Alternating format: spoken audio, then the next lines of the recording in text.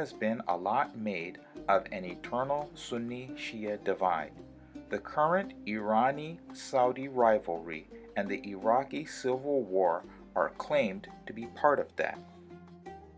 The truth is, there is no ancient, 1,000-year-old war. There are some differences here and there in marriage law, religious practice, philosophy, and some historical interpretation, but the main practical difference in the sects is in the structure of the religion, with Sunnis more egalitarian and Shias more hierarchical.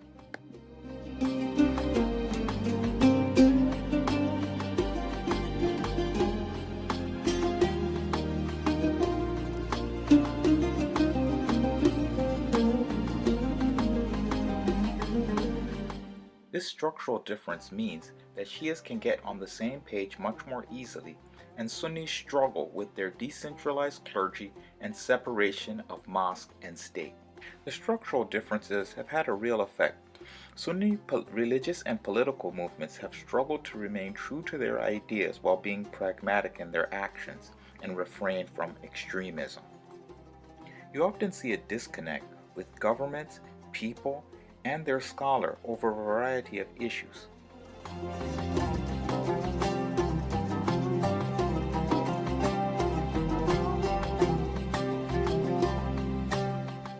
An example of the inability to get on the same page is Al-Qaeda.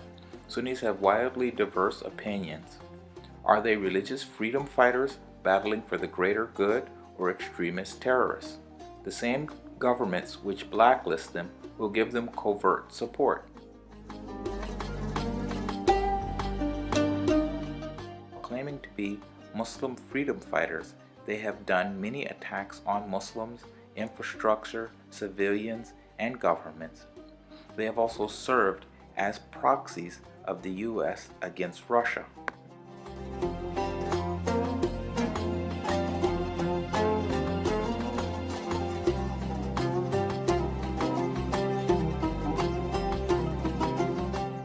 The opposite of this is Hezbollah. They have nearly unanimous support amongst the Shia. Their anti-imperialist goal is very clear. They are very pragmatic while keeping to their Islamic ideals.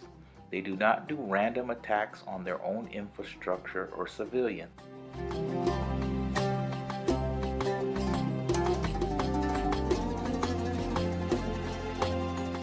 Sunni efforts to reform secular governments have often failed, like in Egypt.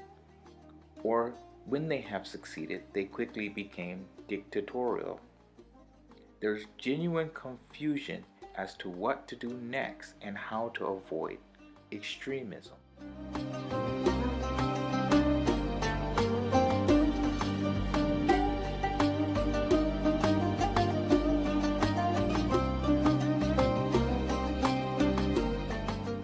Shia Iran, on the other hand, succeeded in removing a secular government while replacing it with a religious one which maintained national independence, separation of power, and ceded to the demands of the people without turning to a dictatorship.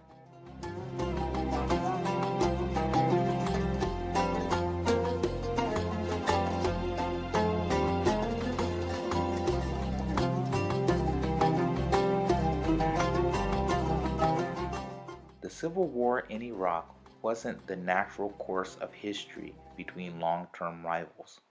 It was a series of deliberately provocative acts by groups like Al-Qaeda and ex-Ba'athists to destabilize the government and provoke a civil war.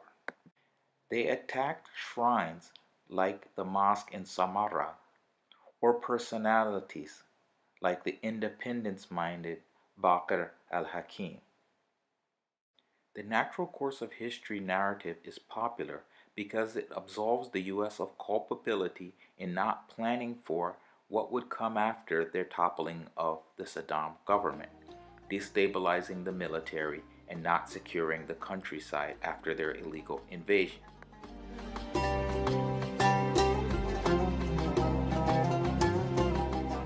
In Syria, local protests for increased democratization were taken over by foreign-backed Sunni militants as part of a pre-planned regime change.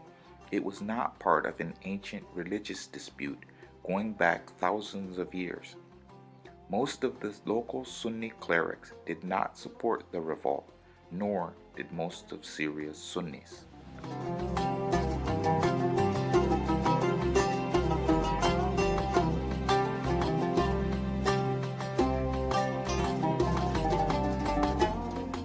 The Irani-Saudi rivalry has in reality ebbed and flowed with politics, not religion. It hasn't gone back for thousands of years. Leaders like Rafsanjani or Khatami have had better relations with the Saudis, while things were cooler under Ahmadinejad. The Irani-Saudi rivalry is in reality part of the Irani-US rivalry. After the fall of the Shah and Saddam, Saudi Arabia is trying to take the role of America's policeman of the Middle East. It's trying to use its influence with Sunni Muslims to rival Iran's regional pro-independence movement.